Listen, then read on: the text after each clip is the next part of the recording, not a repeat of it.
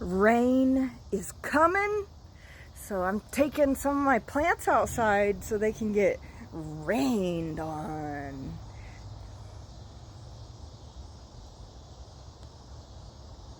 I'm gonna let rain get those ones. I'm gonna go back inside and see if there's anybody else who wants to get rained on.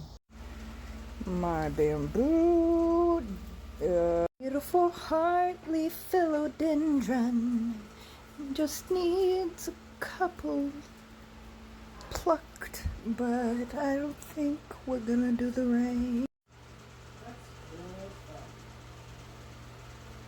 Isn't that beautiful?